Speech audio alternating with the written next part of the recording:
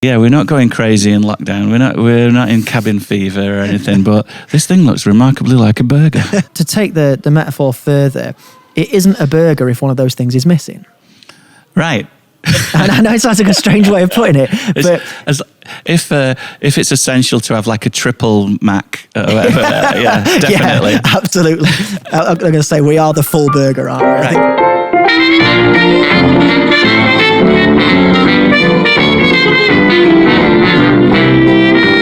Hello and welcome to the first episode of the Culture Burger podcast. I am Jeff Hewitt, I'm your host today, and I am here with the one and only Gwyn Harri. Hello Gwyn, how are you today? I'm good, thank you.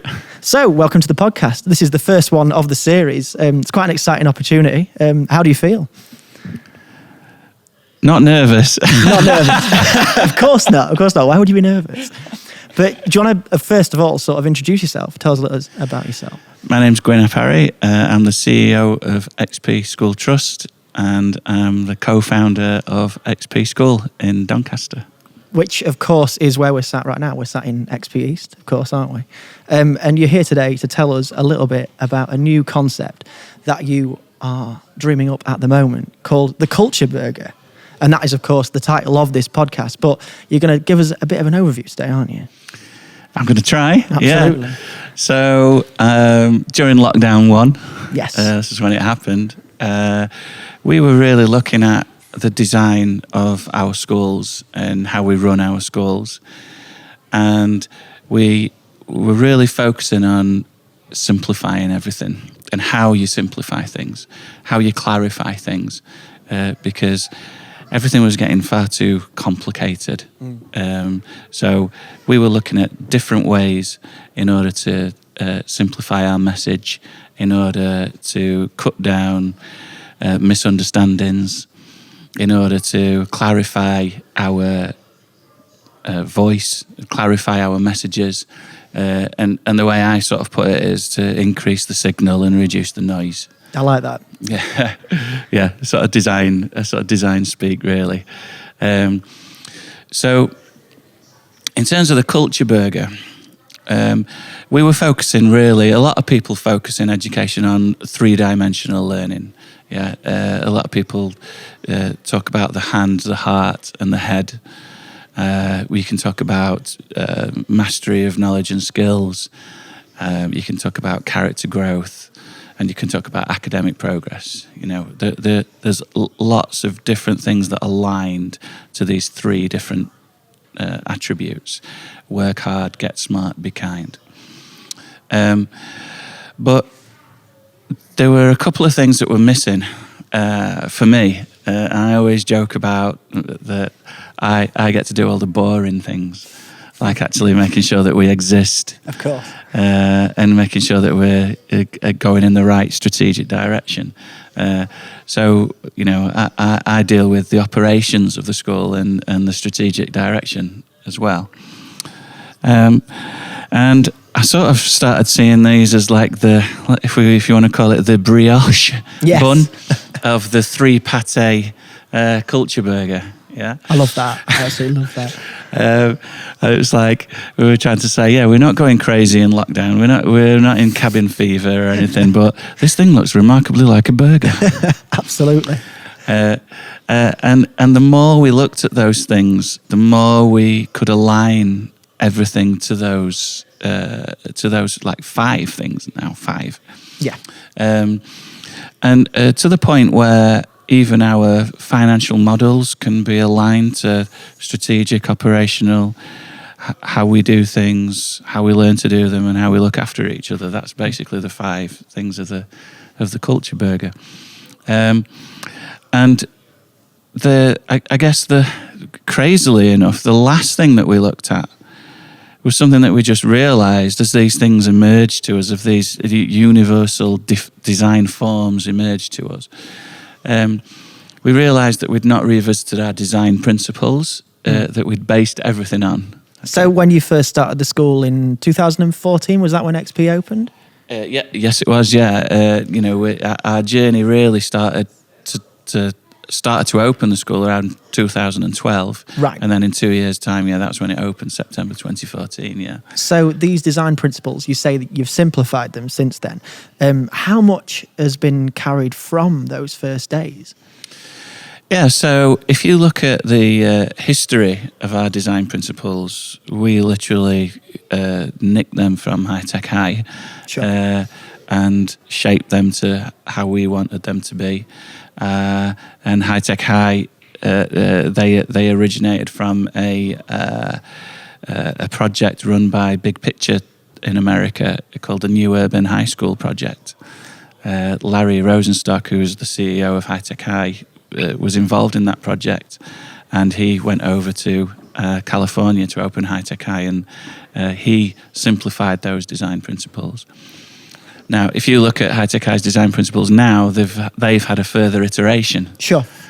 And ours had just stayed where they were for 7 years. Sure. So we needed to align our design principles to this culture burger, this form that was emerging to us as we were trying to align and simplify and clarify things. So that's what we did, and it was really quite easy, and we can now say our design principles in one sentence. And that sentence is? That sentence is, at XP, we build our community through activism, leadership, and equity, sharing our stories as we go. Fantastic. That is beautifully simple, isn't it? Because to think that in 2012, when you first started thinking about this, that how many schools are we now in our trust? 8. 8 schools. So it's a very different situation to when you first started. We've naturally grown. And like you say, if High Tech High have turned around and said, let's have a look at our design principles, we've done the same. And it's a natural evolution, wouldn't you say? Right. It's part of the design process. Sure. Just keep iterating until you can't make it any better. So I'd like to say something about that. It's like, the French, a French philosopher, which I can't remember his name now, Antoine somebody. Yes. He said, perfection isn't achieved when you can't add any more. It's when you can't take any more away. Yes. And that's really where we're at, is trying to simplify what we do. Some people knew what our design principles were. Most people didn't. They weren't being used. They weren't being useful. But now everybody knows this sentence, and when we look at curriculum, we say, where's the activism in this curriculum? How are our children actively contributing to building a better world? Yeah. And that is the measure of the quality of our curriculum. Of course. When we look at how we look after each other, when we look at character, we say, how do we have everything we need to be the best version of ourselves? And that is rooted in equity. So the design principles now is our culture burger, and it provides those like tendrils through everything from trust level, looking after 8 schools, down to the individual child. How are you learning to lead? Show me how you know that you are going in the right direction. Sure. So let's break this down then. So we've got, in this burger, we've got sort of 3 patties in the middle, haven't we? Yeah, and just to be clear, they can be bean burgers or corn burgers. They don't have to be meat-based products. Of course, that is true. That is what I would go for, personally. So we've got 3 burgers in the middle. We've got these 3 burgers. Now, what are those 3? What are these 3? Are these the most fundamental principles? Right, so these are the things that we need to focus on. Sure. Yeah? No one's really interested in the bun, right? And no one's interested in the bread, right? No. Yeah? These are the 3 fundamental things. So this is activism, leadership, and equity. So this is our curriculum, academic progress, and character, Or you could say hand, head, and heart. Yeah, all these things align. They don't. Everything you do in school, it doesn't neatly fit. It's not a jigsaw puzzle. You can't swap one piece out and put another piece in. but you can align things. So you can say like what's best fit. Yeah. And therefore you can then have, all right, that person is responsible for this. This is part of equity. This is part of learning to lead. Yeah. So it's sort of like how you can unravel, uncomplicate like a really complicated ball of string with different colours in it. Sure, of course. Yeah. Sort of thing. Yeah. So and that's what we do. At trust level, we can ask the same questions as we can a kid. Yeah. Right. So the bread bits are the operational stuff. Do we have everything we need to survive, sustain, and thrive? So we look at finance, we look at facilities management. Yeah. For a kid, it's their dress code and their equipment and their device. Sure. Okay. Right. For a teacher, it would be their classroom environment. Yeah. It's the operational stuff.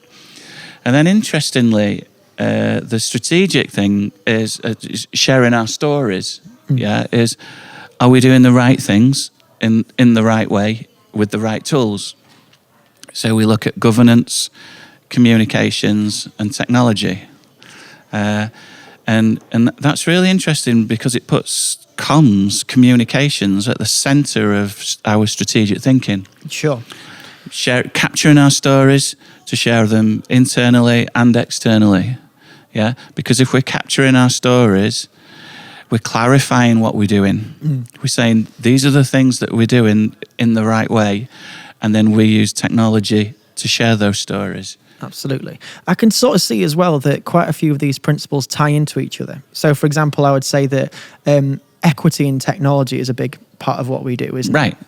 So I would say that it's just like if this thing is missing that is, preventing you from getting where you need to be academically, then we will do our best to provide that for you. Right. Yeah. So you say, how are you sharing your story if you are blind or deaf, or you have a special educational need, or you are black, or you are a lesbian? Yeah.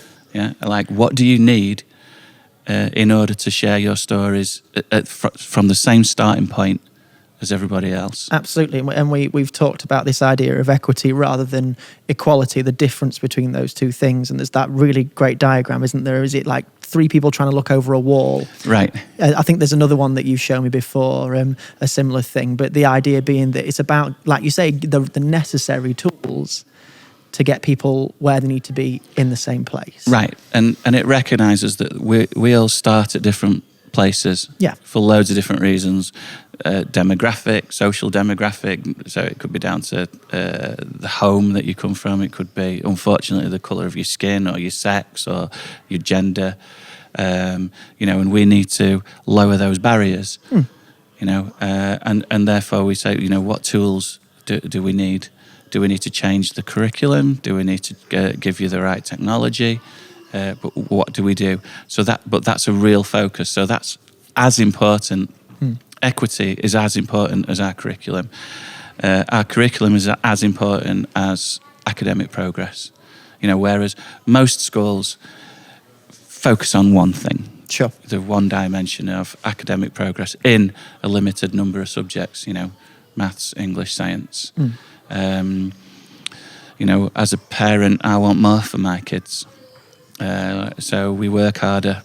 And we try and solve these really complex problems. And you need the money to do that. Yeah. Yeah. You need to be legally compliant. And you need to know what you're doing.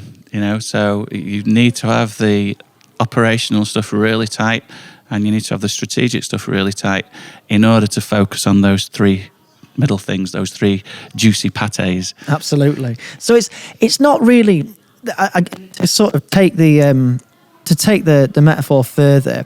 It isn't a burger if one of those things is missing. Right. And I know it sounds like a strange way of putting it, but if it's essential to have like a triple Mac, yeah, definitely. Yeah, absolutely. I'm going to say we are the full burger, aren't we? I think that's it, definitely. But that's the thing. You sort of say that it's without the sort of financial stability behind this, the model can't work. It can't exist. Right. We can't suddenly turn around and say, oh, well, we can give you these tools. We can create this incredibly creative curriculum. It needs to be backed up with these fundamental things. In terms of money, you could say schools don't get enough money, or which, I couldn't agree with. Or you can say, I can't believe the government gives us so much money to do so many cool things with kids. Yeah, absolutely. And that's something that comes up a lot, this word rigour, something that's rigorous. We have a curriculum that's rigorous. And I think that's something that is inherent in what we do, isn't it? It's enforced by all these things being put together. It's got a good foundation in it, hasn't it? Right, yeah. I mean, obviously it's not a conventional rigour. I mean, most schools would look at academic performance, where we would look at do our students learning to lead. Yeah. We would look at our students being activists. And that's the rigour that we want. And in conventional schools, rigour is enforced through a hierarchical scrutiny, whereas we use public celebration to create that rigour. And again, it's just two sides of a coin. Yeah. You can look at it from one way or the other. But it's really, really important. It's as important as every human being wakes up in the morning and they choose whether they want to be happy or whether they want to be sad. And we choose to do this. Yeah, absolutely. So let's talk about this. This is the first burger, if you like. Let's talk about activism and what that means to us. What does activism mean in the context of the culture burger? Right. So activism aligns with doing something. Our curriculum. Yeah. Beautiful work, creating beautiful work. What is beautiful work? And we align this with what we call powerful knowledge. Yeah. So in order for our kids to actively be contributing to building a better world, we need to teach our kids the knowledge to be able to do that, to be able to change the world that surrounds them for the better. And that's what we call powerful knowledge. So rather than looking at, some schools say knowledge is power, I'd say the opposite of power is freedom. Sure. Yeah. And there seems to be this conflict between conformity and creativity. And we're certainly in the spectrum of that. We're on the creative side of things. We want our kids to be creative. We want them to be able to express who they are. So when we look at our curriculum, that's what we ask, how are our kids expressing who they are through this work? How are they contributing to building a better world? Most schools, a lot of conventional schools look at the curriculum and say, how does this knowledge allow our kids to pass exams? Yeah, we ask the same questions and we go further. We say, and how is it? How is that allowing them to build their character? How is that allowing them to build a better world? Because ultimately, that's what we want our kids to do, right? Build a better world. That's what I want my kids to do. I don't want my kids just to conform to the world that is out there, because I don't think we're doing a very good job at it. No, absolutely.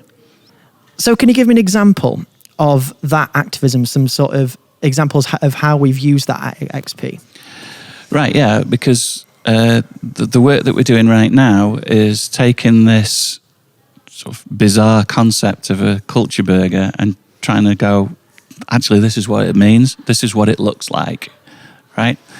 So if you go from activism to powerful knowledge, we can then map our learning expeditions. Yeah. We've got the standards all going into the learning expeditions, case studies, experts coming into the school, field work going out to the school. But ultimately, our kids are going to create something. Yeah, you can't be an activist if you're not creating something, right? Whether that's an object, a book, a poster, or new knowledge. So then, what we are doing now is going from the abstract concept to concrete examples. So, like, our kids have created books on what does the community of Doncaster owe to the miners? What does the community of Doncaster owe to the railways? Yeah. If you go to Conisbrough Castle, which is a Norman castle, you'll find posters, educational posters that have been created by our kids to explain who the Normans are and why there's a castle in Doncaster, a Norman castle in Doncaster. Sure. So it's kind of, it's not only an essential part of the curriculum, but it's an essential part of the community that we create around the school. Right, yeah. And, activism's not about marching in a riot with a big placard, although it obviously can be. Of course. But it's about writing poetry about something that you really care about. It's about creating art and having it displayed publicly to thousands of people in Doncaster Art Gallery. It's about having poetry jams in the local community centre so that people can experience poetry as they walk through, to grab a coffee or a sandwich, that's really what activism looks like, and we want activism to be part of our curriculum, part of our expeditionary curriculum, going from a guiding question to a product that's been made. Sure. So, I mean, one of the essential parts of this, I'm trying not to relate it to the outside of the burger too early, but one of the things we talk about with that is that an essential part of that is the communication with the trust to the outside world. Right. So, for example, conventionally in schools, when you finish a piece of work, it ends up on the classroom walls. Right, if you're lucky, yeah. Yeah, if you're lucky, absolutely. Yeah, I mean, most of the time it'll be in a drawer. Hopefully it'll be marked and sure. You've got some feedback. Yes. But most of the time, it's the child does that for the teacher. Yeah. And the quality of that work really depends on how much you respect that teacher. Of course. Right? You work really hard for a teacher that you respect, and maybe not so hard for teachers that you don't. Or maybe it relies on how much you want to pass an exam. Sure. Or how much you don't want to pass an exam. But what we've found is that kids work really, really hard when they know that their work is going to be displayed publicly one way or another. Yeah. And that's what we do at XP. Absolutely. So I guess that leads us quite nicely onto the second burger, doesn't it? This concept of leadership, because we want our students to be leaders of their own learning. Right.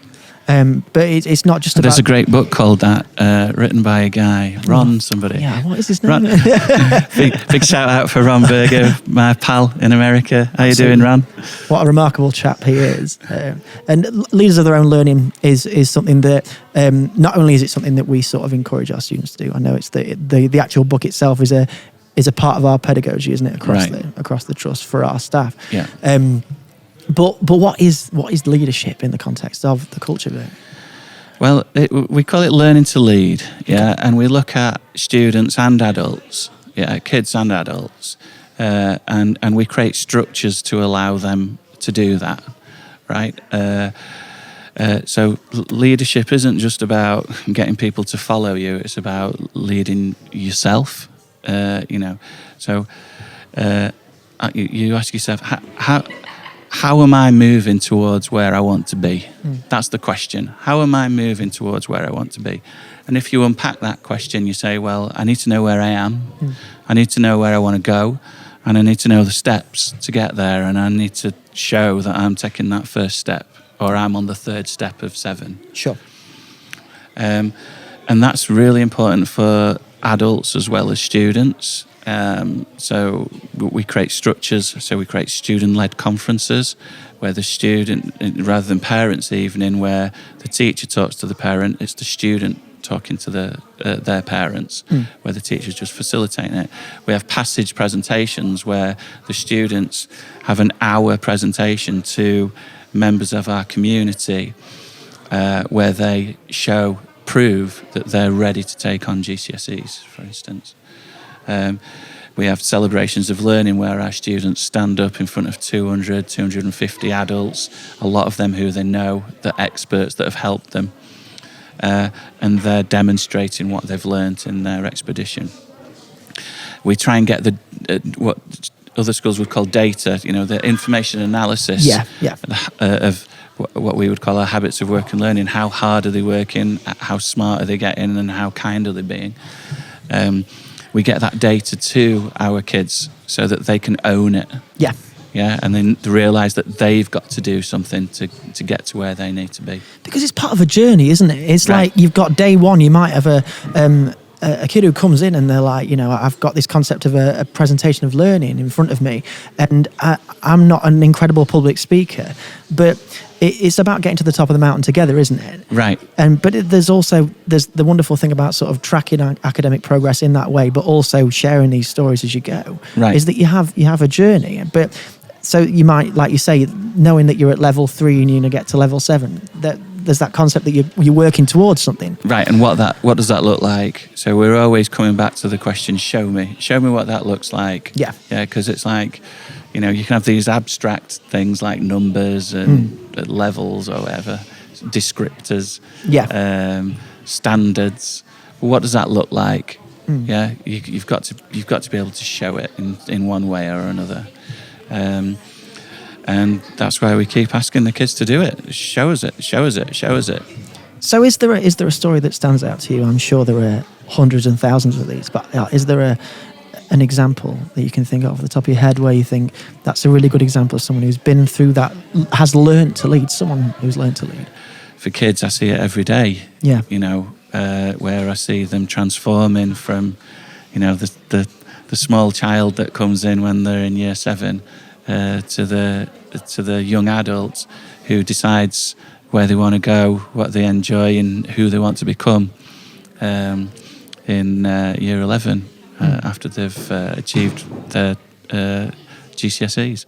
So that leads quite nicely into this idea of equity and equity in our schools, in that the way that we share things, we see these journeys, we hear them, we see them happening every single day in our students, and we see it happening with the staff. But what is equity in the context of the Culture Burger? So equity is aligned with how we look after each other. It's aligned with character growth, looking at our narrative for success, right? And the narrative for success is a really simple, ordered list of the way we look at how we look after both staff and students. We say, are they safe? Are they engaging with us? Are they attending? Are they building their character through their habits of work and learning? And are they achieving academically, right? So this isn't like demoting academic progress to like the last bit of importance, yeah? What it says is let's deal with the safety first. Sure. Yeah, our number one priority at a school is to ensure that our kids are safe. Our number one priority is to ensure that our staff are safe. Yeah, so let's deal with that first. If our kids don't feel safe, they're damn not going to be achieving academically, right? So let's make sure they're safe. Let's show they're engaging with us, and that's very much equity in terms of how are they able to engage with what we do. And that could be moving them closer to where we are, or us moving closer to where they are, us understanding where they are. We've done a lot of work recently on the Black history, for instance, in our curriculum. Yeah. Now, we did a lot before, but we want to do more. Yeah, we want to do more in terms of diversity. We want to look at women's rights. We studied the suffragettes. We want to celebrate things like that. We need to look at climate change, anything that affects us. So, what are we worried about? So, are they safe? Are they engaging with us? Are they attending school? Yeah. They're not going to be achieving academically if they're not attending school. You know, that's the facts show that, right? Yeah. And then, are they working hard, getting smart and being kind? That's their howls, habits of work and learning. If they're not working hard, if they're not getting smart, if they're not being kind, they're not achieving academically. I can show you graphs that show that kids who aren't being kind are not achieving academically. So we do it in that order. So equity is about following that narrative of success. But the main work really is lowering the barriers. If it's financial, do they have a device? If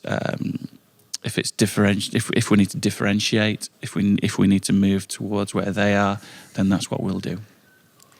So that's really about getting our kids as much as we can, as much as we possibly can, at the same starting point as each other, in order for them to have the same opportunity.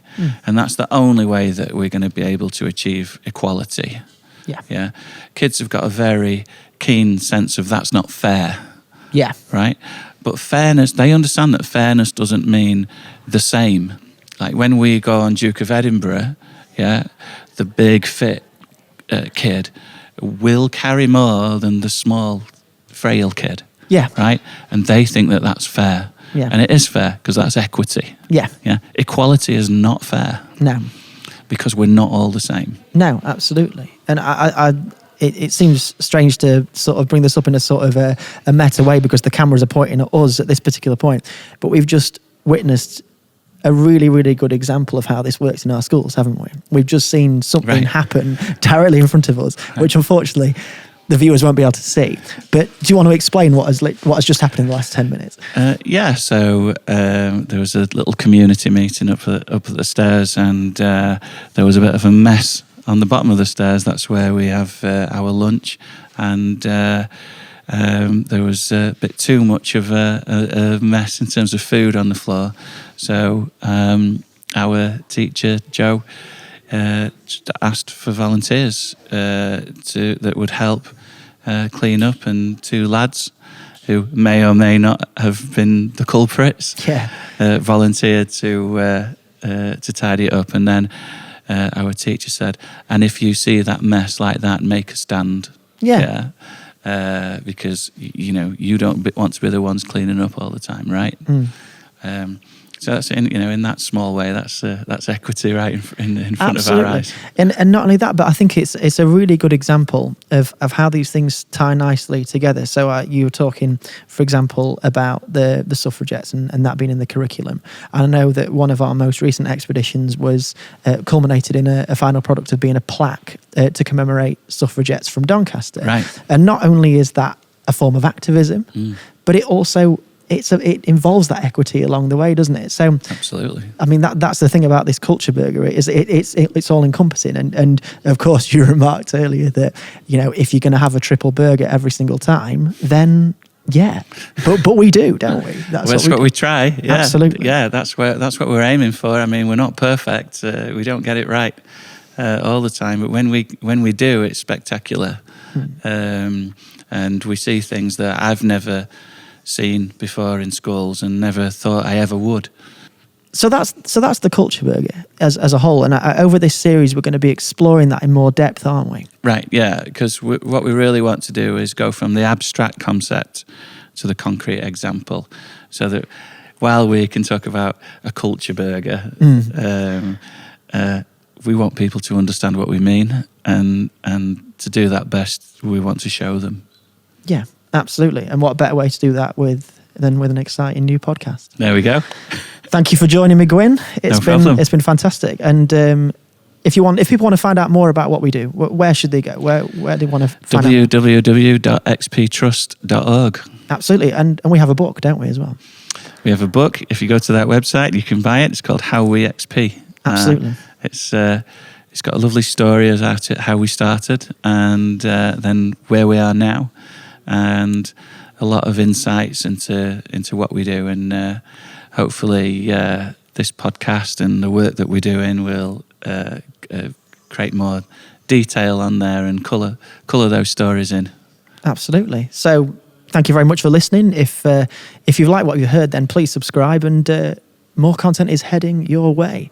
Thank you for listening to the Culture Burger podcast. Thank you, Gwyn. Thank you.